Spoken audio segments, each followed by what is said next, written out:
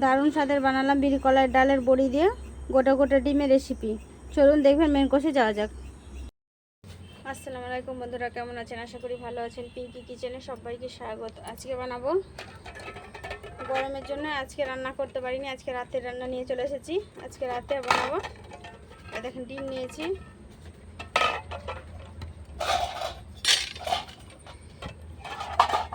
আর নিয়েছি বিরি কলাই ডালের বড়ি। এগুলো হচ্ছে আমাদের মুর্শিদাবাদের বিরি কলাই কলাইয়ের ডাল আর চাচি কুমড়ো দিয়ে এই বড়িটা বানানো। এই বড়ি দিয়ে ডিমের ঝোল বানাবো। স্কিপ না করে পুরো ভিডিও দেখবেন, দেখার জন্য অনুরোধ রইল।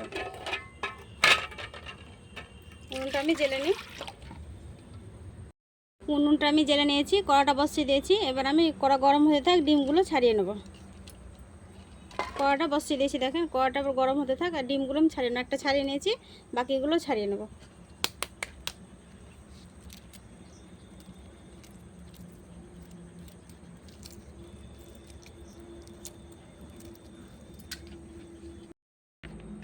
কড়াইটা গরম হয়ে গেছে, দেবো সরষের তেল।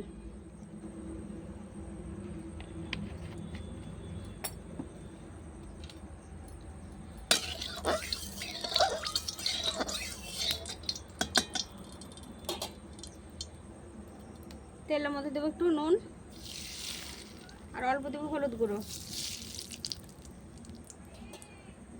ডিমগুলো ভেজে নেব।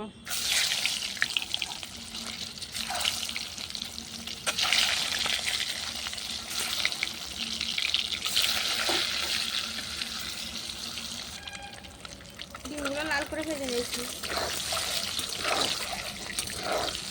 ডিমগুলো ভালো করে লাল করে ভেজে নেব। লাল করে ভাজা হয়ে গেছে, উঠিয়ে নেব। এই বড়ির সাথে ডিমটা লাল করেই ভাজতে হবে, তার জন্য আমি লাল করে ভেজে নিয়েছি। এই বড়িটা মাছ দিয়ে রান্না আছে আমার চ্যানেলে, আপনারা চাইলে দেখে নিতে পারেন। এবার আমি ডিম দিয়ে করলাম। এবার বিরি কলাইয়ের ডালের বড়িগুলো ভেজে নেব।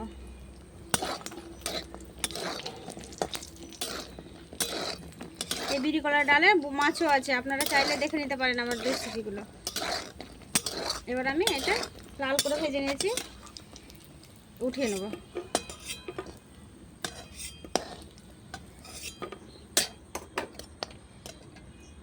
এর মধ্যে নিয়েছি পেঁয়াজ বাটা, আদা রসুন বাটা, টমেটো বাটা। আগে পেঁয়াজ বাটাটা দিয়ে দেবো। প্রথমে পেঁয়াজ বাটাটা দিয়ে দেবো। পেঁয়াজ বাটাটা ভাজা করে নিলাম। এবার দেবো আদা রসুন বাটা।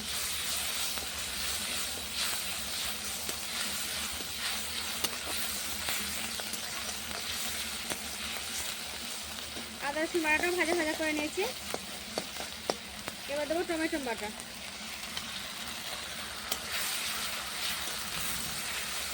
আপনারা চাইলে পেঁয়াজটা গোটাও দিতে পারেন, মানে কেটে কুচি করে। আমি বেটে দিলাম।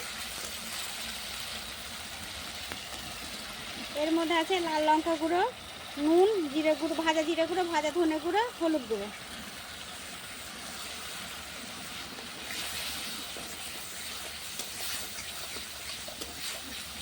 অল্প পানি দিয়ে মশলাটা কষিয়ে নেবো ভালো করে।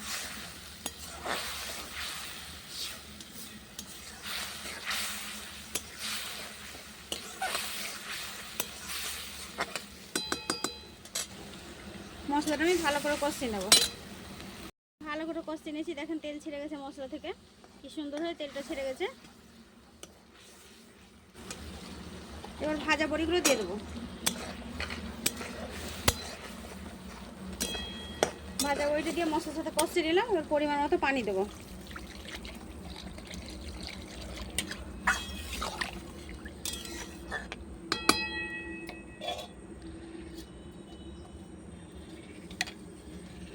দশ মিনিটের জন্য ঢাকা দিয়ে দেবো, বড়িটা সেদ্ধ হয়ে যাবে।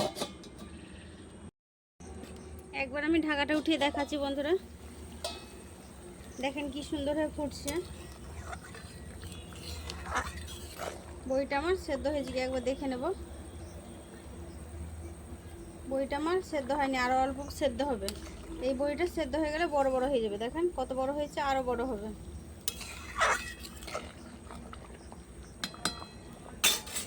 আবারও ঢাকা দিয়ে দেবো।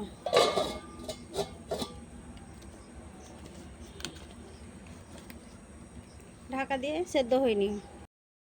আবারও 5 মিনিট হয়ে গেছে, ঢাকাটা উঠিয়ে নেব।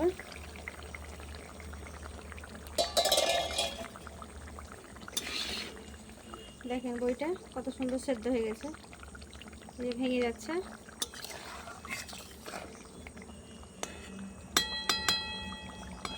এবার ডিমগুলো দিয়ে দেবো। ডিমগুলো একটু আমি খুন্তির সাহায্যে ফুটো করে দেবো, এই যে, তাহলে নুন আর লঙ্কাটা ঢুকবে। সব ডিমগুলো ফুটো করে দেবো।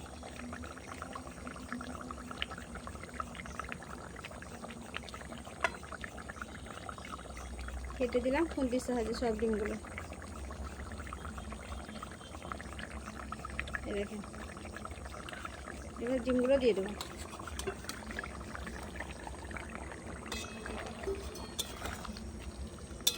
তাহলে ওই এটা ফাটিয়ে দিলাম, এই যে দেখছেন, এটা ফাটিয়ে দেওয়ার মানে হচ্ছে এই যে নুন লঙ্কাগুলো সব এই মশলাগুলো ডিমের ভেতরে ঢুকবে।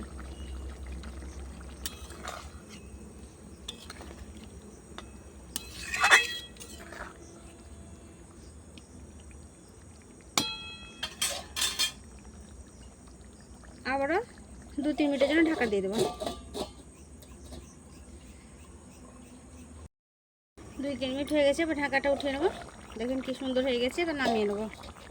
কেউ যদি ইউটিউব থেকে দেখে থাকেন অবশ্যই সাবস্ক্রাইব করবে, কেউ যদি ফেসবুক থেকে দেখে তাহলে পেজটাকে ফলো করে একটা লাইক দিয়ে সাথে থাকবেন। এবার আমি নামিয়ে নেবো।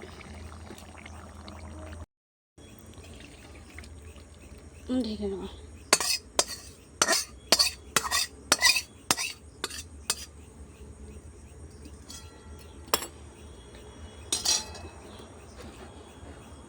দেখেন কি সুন্দর হয়েছে। আজকে আমি ভাতটা খেয়ে দেখাবো না, দেখেন কেমন হয়েছে। কালারটা দেখে আপনারা বুঝে যাবেন যে কেমন হয়েছে আর কেমন। হাতে একসাথে সবার সাথে খাবো।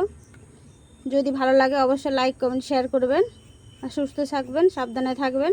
আবারও কোনো রেসিপি নিয়ে দেখা হবে আপনাদের সামনে, অন্য কোনো রেসিপি। ততক্ষণ সবাই সুস্থ থাকবেন, সাবধানে থাকবেন। পুরো ভিডিও দেখার জন্য ধন্যবাদ।